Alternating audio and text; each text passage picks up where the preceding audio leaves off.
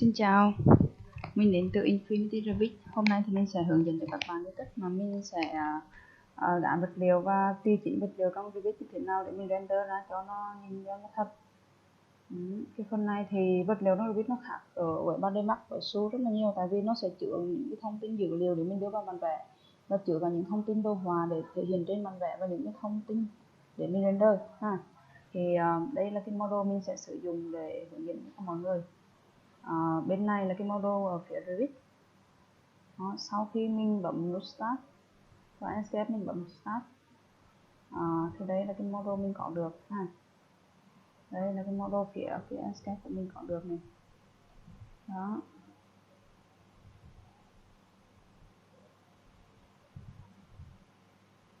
Đây là model của Escape.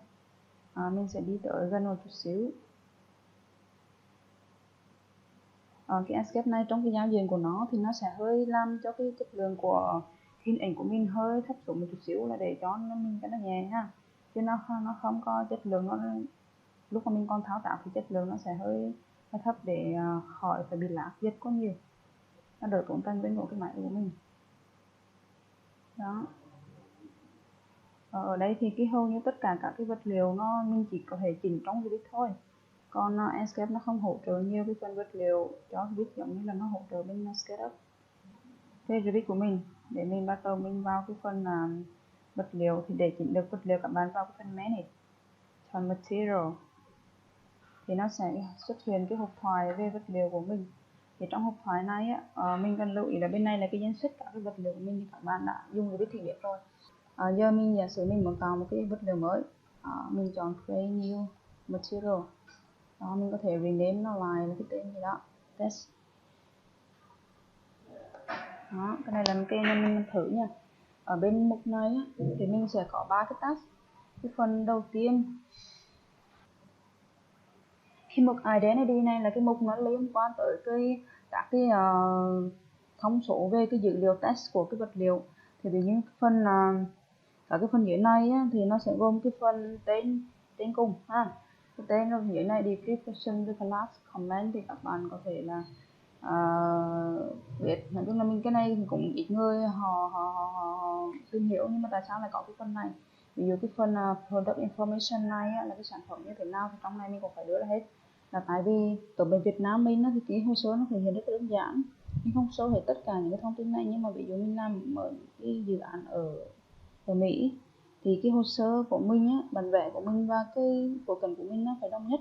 Có nghĩa là trong phối cảnh mình sử dụng cái vật liệu, cái map nào đó để mình render, thì đó cũng chính là cái vật liệu để mình bên đó họ có bán. Có nghĩa là mình phải đưa ra được cái nhà sản xuất của cái vật liệu này là gì này, rồi cái mẫu mã nó là cái loại dòng nào này, rồi giá của nó bao nhiêu, rồi ở đây là cái vị trí mà cái đường dẫn ở cái website mà chữa bạn với cái là vật liệu này đó, thì nó sẽ yêu cầu rất là gắt về cái vấn đề này. Còn ở Việt Nam mình thì rất là họ không quan tâm nhiều. Thì mục tiếp theo là cái mục graphic của mình. Cái này là nó chuyên về cái hiển thị ở trong cái bản vẽ. Ví dụ cái shading này á, là nó nói về cái view mà 3D của mình thấy cái màu nó như thế nào đó, nó sẽ cái phần là mình chọn cái phần ở cái mục shading đó. Còn cái phần mà surface pattern thì cái phần surface này là cái hiển thị cái bề mặt của cái vật liệu của mình ha. Còn cái curve pattern nó là cái khi mà mình cắt ra thì bản vẽ nó như thế nào đó thì lõi nó phải xuất hiện khác như thế nào đó thì nó sẽ chỉnh trong này. Còn ở đây có một cái mọi người cần lưu ý này, thì khi mà mình đã quyết định mình render thì các bạn nên chọn cái phần shading, ở click vào cái phần này use render appearance. Đó, để chi là cái phần shading này nó sẽ lấy theo đúng màu của cái phần render mình ra, là mình dễ nhận biết hơn ha. Phần thứ ba là cái phần appearance. Thì cái phần đầu tiên này ấy, là lúc cái hình ảnh mà mình sẽ hiển thị cái vật liệu mà chung về tổng quát mình chỉnh như thế nào rồi nó sẽ hiển thị trên này. Cái phần thứ hai, phần information, là những cái thông tin chung về cái dạng test của cái vật liệu, gọi là của cái chất liệu mới đúng á, chất liệu. Cái phần thứ ba, cái phần generic, thì cái phần này á, là nó sẽ gồm những cái mà những cái thiết lập thông tin thuộc tính của từng cái nhóm chất liệu khác nhau. Ví dụ như là kim loại, gỗ, vải, gạch thì tùy theo cái loại vật liệu là gì thì nó sẽ có cái thuộc tính nó riêng, nó không phải cái nào cũng tương tự nhau nha. Phần color là cái phần màu sắc thôi, thì cái này các bạn có thể test thử, mình chọn một color thì cái này nó sẽ xuất hiện này. Cái này là cái image này, nó là cái map của mình đó, mình chọn cái map nào đó nó như thế nào đó là nó sẽ nằm ở trong này. Ví dụ hiện tại mình không chọn cái map gì hết còn cái phần image fade là cái phần mà làm nhòe cái hình của mình đó. Trường hợp mà cái hình của mình có thì mình mới dùng cái này được. Cái phần glossinic này á, nó là cái phần mình làm cho cái độ bóng của cái chất liệu của mình nó bóng lên, nhưng mà mình chỉ sử dụng được cái này kia mình chọn phần này nghe thì nó mới thấy, còn cái này nó rất là ít cái sự tác động ha. Cái phần highlight này là nó để cho nó sáng lên nè đó, giống như là kim loại vậy đó. Tiếp theo cái phần reflectivity, cái thằng này là đó, nghĩa là nó sẽ phản chiếu lại, nó phản chiếu lại cái ánh sáng hay những cái màu sắc đồng lên bản thân nó ha. Đó, đây là cái phản chiếu của nó này. Đó, tiếp theo cái phần transparency, nó là cái phần này là cái phần mà để thể hiện cho cái sự trong suốt đó, mức độ trong suốt của cái loại vật liệu này đó. Là thường hay mình sử dụng cho kính và gương đó thì nó sẽ có cái độ trong suốt này. Cái phần cutout này là để nó cắt cái ảnh của mình, có nghĩa là cái map của mình mà nó có những cái lỗ á, để mình tạo ra những cái vật liệu giống như cái lưới là mình có phần cutout này ha. Còn cái phần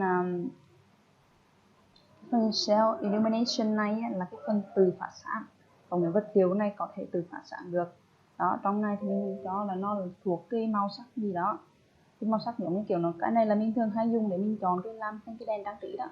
Rồi là cái cường độ sáng của nó bao nhiêu với cái ánh sáng của nó là bao nhiêu đó thì mình chỉnh ở đây ha.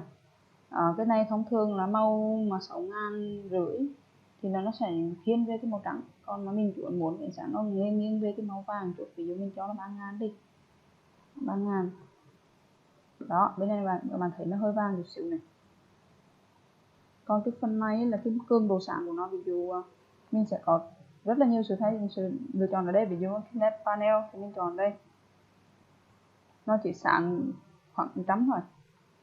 Còn cái màn hình điện thoại thì 200 chẳng hạn, nó sáng hơn một chút xíu. Rồi còn cái đèn á, đèn bàn thì nó sáng này đó, mình có thể chọn ở đây ha. Thay vì các bạn tự chỉnh bằng tay, các bạn chọn chế độ ở đây cho nó phù hợp với cái mong muốn của mình ha. Đó, có rất là nhiều cái chế độ để mình chọn. Rồi sau đó mình sẽ có cái phần bấm này là cái phần mà để làm cho nó bắt buộc nó phải có cái map thì nó mới bấm được, nếu mình làm cho cái mắt nó gồ ghề lên đó. Còn cái phần cái phần này là cái phần nhuộm đó. Cái nhuộm là cái vật liệu của mình là nó đang có một cái màu gì đó mà giờ mình muốn nhuộm thành một màu khác, ví dụ cái màu ban đầu của nó là màu xanh ha, bây giờ mình muốn nhuộm nó qua một cái màu đỏ đấy thì mình chọn cái phần này, chọn cái màu sắc, cái màu đỏ. Đó là cái phần nhuộm. Đó là cái cách mà mình sẽ hướng dẫn mọi người là chỉnh tay. Vậy thì cách mà mình không muốn chỉnh tay, mình muốn sử dụng các cái vật liệu có sẵn của Revit thì sao? Thì các bạn vào cái phần trên này, ở đây là có cái Access, mở cái Access Browser, thì trong này mình có cái phần là thư mục Experience Library, thì trong này nó sẽ có sẵn các cái vật liệu mà Autodesk nó đã setting sẵn rồi. Ví dụ mình chọn Stone đi, và mình chọn cái stone này, stone ha.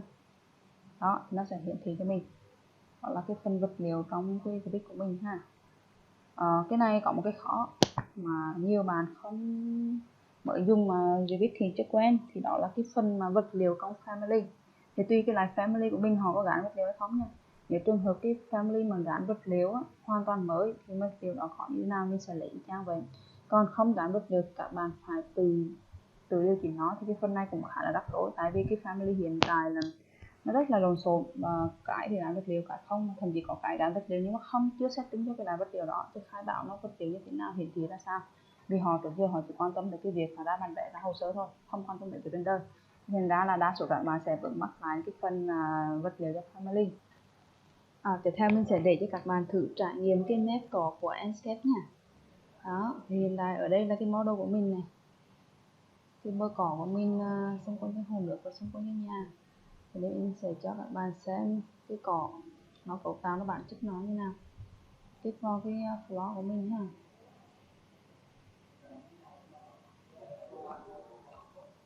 Đó, mình có cái grass.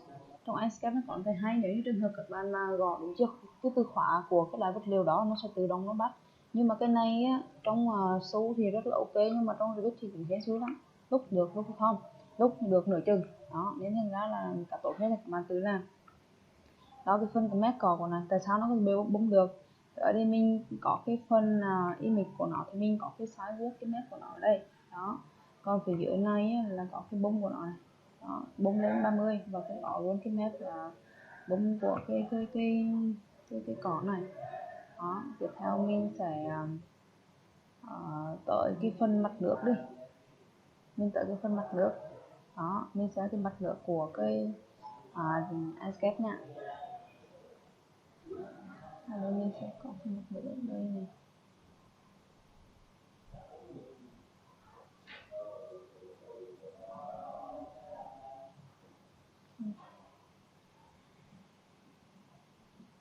Đó, mình vào cái mặt nước xem cấu tạo của nó.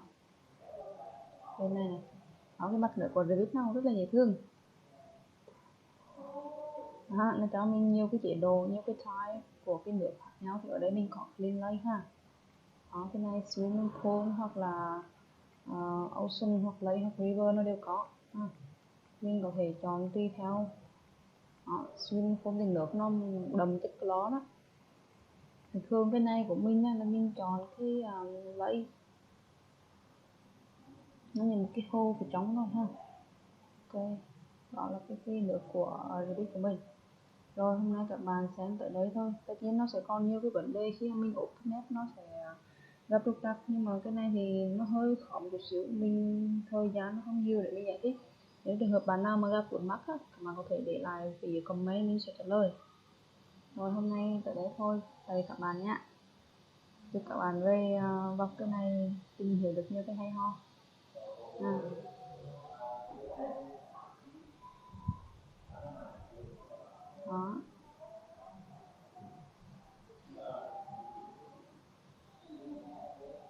Tranh thủ những cái nét của xem rất là ok.